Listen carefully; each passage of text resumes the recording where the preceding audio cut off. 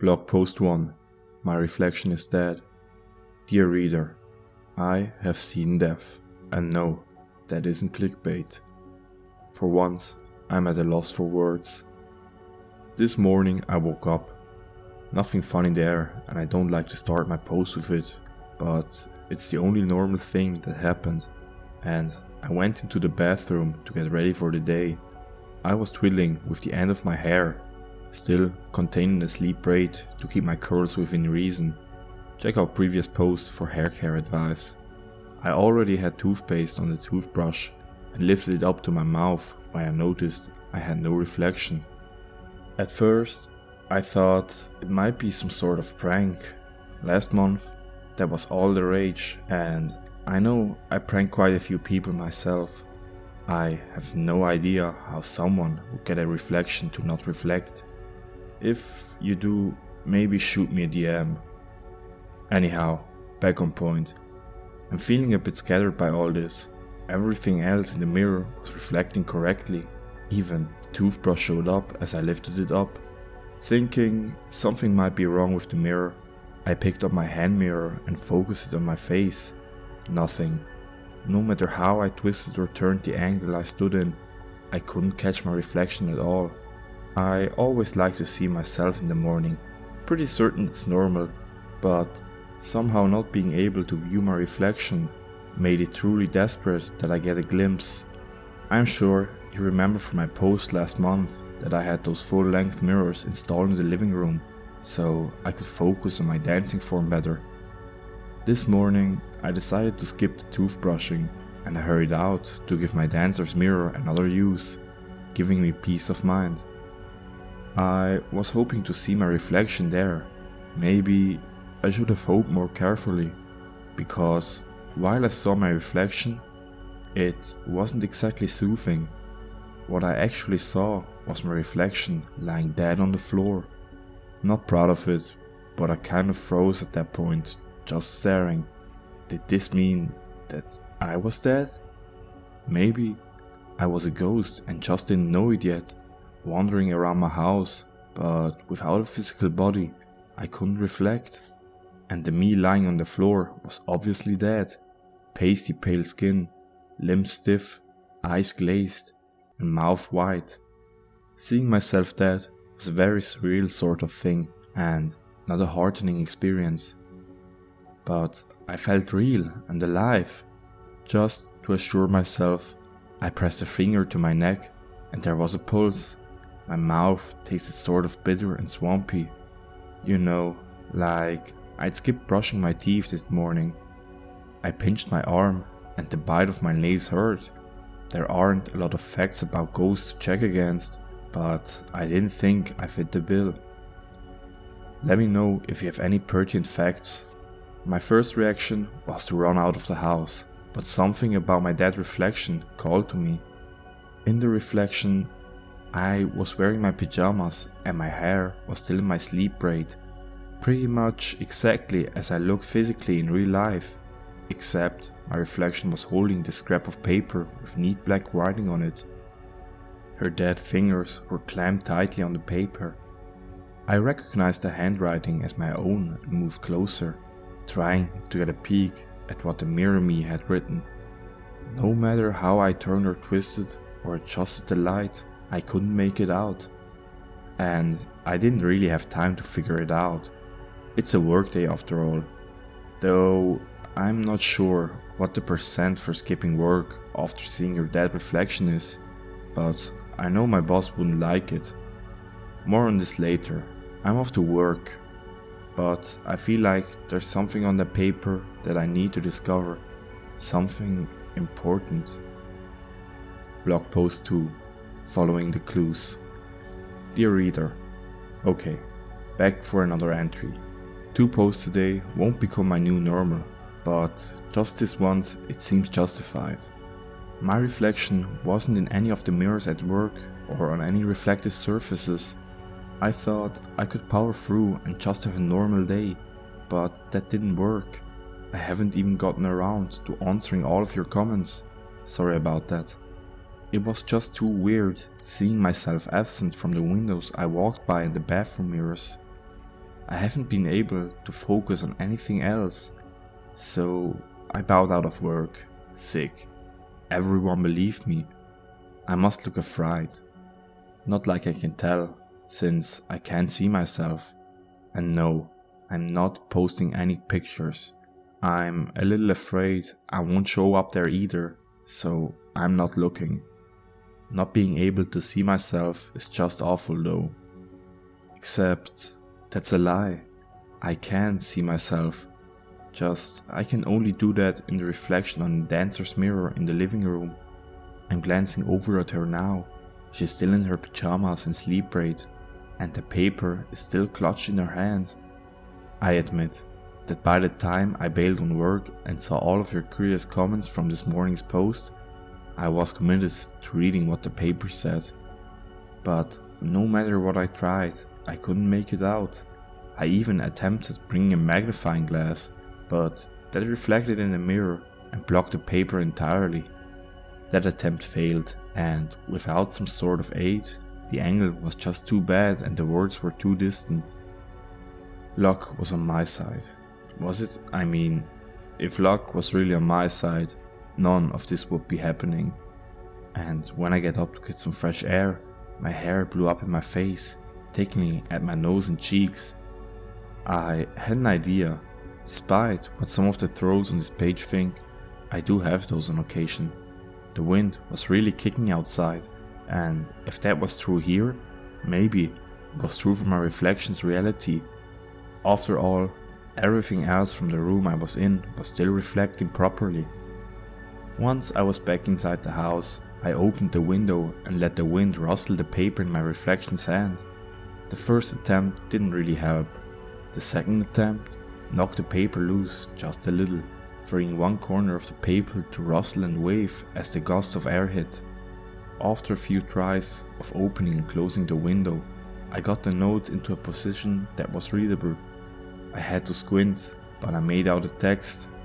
I'm almost too afraid to record what it said here. I'll sleep on it. Blog post 3. The message on the paper. Dear reader, stop with the comments, please. Some things are serious. I have already called sick into work, and honestly, I almost didn't sit down here to write. A lot of you have commented about the note in yesterday's post. I'm not sure how to feel about what you're saying. I'm a little insulted, honestly. This isn't some goofy prank. I'm attaching a picture. Turns out I do show up on camera. I tried to get my reflection in the shot. You can kind of see her in the corner, lying on the carpet. See? You can see that, right?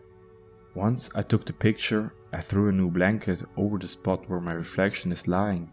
I hoped it would cover up on her side. She looks more and more dead by the hour, but my attempt with the blanket didn't do much. It appeared underneath her, on the reflection. Maybe because on this side she isn't there. I can't manipulate her directly. I lit a candle and said a prayer, but that fell off. Like, who am I mourning exactly? She's me. I'm her. There really isn't a clear way to proceed at this point. Whatever else is true, people seem interested in the notes, and I can't stop going over the words. So I decided to share a little more. I need to share something. My head is spinning and I feel oddly alone. You don't think of your reflection as being a part of you or as being a friend, but I think she was. I miss her. The note in my reflection's hand said, I apologize for the shock. The end of your plane of existence is near, but you can save yourself by traversing to my side of the reflection. I thought long and hard about how to save you, and I couldn't find no perfect option. As we can't coexist in the same place at the same time, I kill myself for you to have a chance to live. I'm also giving you instructions how to trespass between the planes through the mirror when the time arrives. You will know when the moment has come. Wish you a long and happy life. Love you. That's it. Or that isn't it. There is quite a few bit more, but I'm not sharing anything beyond that. She did leave me instruction, but I feel weird sharing them. Somehow, I know that they were only meant for me to see. Giving you access is a trespass that feels unforgivable. However, I do feel I owe my readers something. The instructions are strange and very specific, not the sort of instruction I ever would deem necessary to cross planes. I know that I could have made them up. This is the second day of no reflections, and I admit it's affecting my head. I can't really tell anyone but you, since I'd probably just be bundled off into a straitjacket. I'm trying to laugh it off and hoping that tomorrow, when I wake up, everything will be back to normal. Maybe I'll be able to forget about all of this like a dream, but nothing feels right. My own dead face stares back at me. Blog post 4. Don't you feel it? Dear reader, I realize it had been days and I haven't written, but well, this blog seems kind of pointless and I have been reading your often nasty comments. No, this is still not a joke, and no, I have not lost my mind. I have never been more certain of anything. I wish there was a way I could make you see how serious this is. It's a shock that all of you can't feel the dark aura wafting over the world. The air feels different, everything is different, the end is upon us. I feel it in the air, moving on the wind, and the hollow sound of people's voices. No one else seems to notice, they just go on with their lives, completely oblivious to the ominous shadows that are slowly but surely embracing the world. Certainly, your comments don't reflect any sort of awareness. Reflect. How odd to use that word so casually. Before now, I never pondered reflections much at all, but now I think often of what a reflection is and of what it would mean to live in a world of reflected objects. Is the light different there? Is there sound? Smell? I'm going to live there. I suppose I'll find out. But it's worrisome not knowing what happens in the reflection's plane of existence when the reflection is in the news. Do they act on their own or just wait for us? If I'm a reflection, but I no longer exist in this plane of existence, what does that mean? Finding out is both exciting and terrifying. This is similar to what I always imagine a bride felt like on her wedding day. I'll never get married now, will I? Maybe that happens where I'm going to. Don't know, but these nerves are on spot to what I imagined, which makes me think something good is waiting for me. A new life is going to start. I must leave this plane of existence. I've gone over my reflection's instruction for gaining access to an alternate plane again and again. I know the way, and I'm prepared to follow each step. I really don't know why I haven't already. Even typing this feels hollow and empty. I guess I just want to wish my friends and family good luck. I want to see if any of you out there reading this have the same experience. Maybe I can hope to meet some of you on the other side. I really don't know what will happen to those left behind, to those who can feel the doom in the air. I'm afraid to go alone, that's the truth. Yet the body in the mirror is rotting now. Little mole patches mar my face. I feel I owe it to my reflection to help her somehow. But I'm afraid. What is on that side? Doom is all that remains here, but what awaits me there? There is something about the unknown that is terrifying, that humanity has hidden from for its entire existence.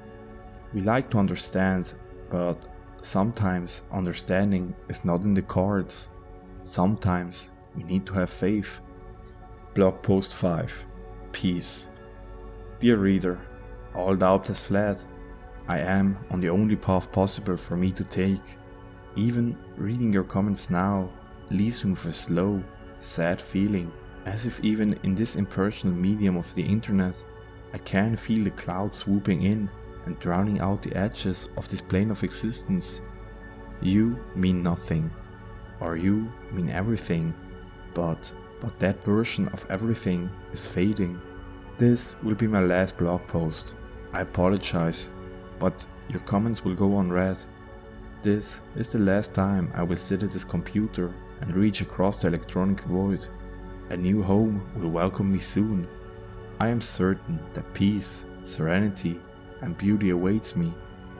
I hope you also find peace in whatever is coming. Farewell, and may we meet again on the other side. Hey guys, thank you for listening to today's story. If you liked it, consider leaving a like in the comments, and if you haven't already, consider following me for more content. I wanted to thank Gary in the Box for letting me narrate this story. Make sure to check out more of his stories, the links are in the description. And with nothing more to say, have a nice day.